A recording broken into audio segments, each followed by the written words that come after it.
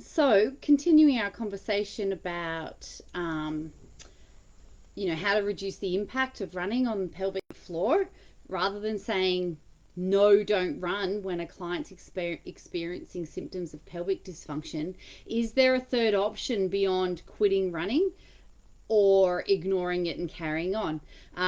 My answer, of course, is yes. There's shades of grey in every kind of exercise. So if your client's experiencing pelvic dysfunction, whether she's a mother or not, by the way, because if you've been following me a while, you know that athletes are more than twice as likely to be managing or living with some kind of pelvic dysfunction, especially stress urinary incontinence. Can't speak today. So whether or not they've had kids is actually irrelevant. If they're running and they're experiencing pelvic dysfunctions when they're running, after they're running, or at other times in their lives, then it should be addressed. Now,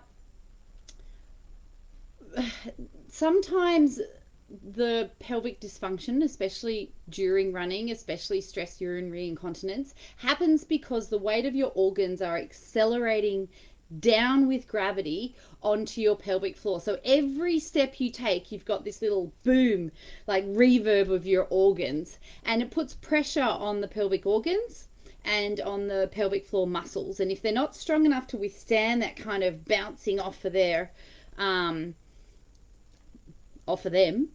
then something will give. There'll be prolapse, there'll be a little bit of leaking, so on and so forth. So to reduce the impact but not reduce the intensity of the run, I would ask these clients to run upstairs and up hills, but not down them. So you would, or if you're reintroducing someone back to running after having a baby, maybe you would reintroduce running up a mountain first, because when you're running up against gravity, the bounce on those pelvic organs and those pelvic muscles is not so significant.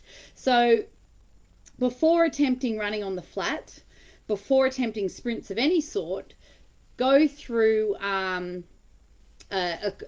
deep core and pelvic floor rehabilitation program, either by referring out to a physio or doing your own program. I'll put a link in the comments on the one we do. And then run her up a hill. Maybe she doesn't have to quit. Maybe running up a hill is enough of a reduction of impact that she can keep going.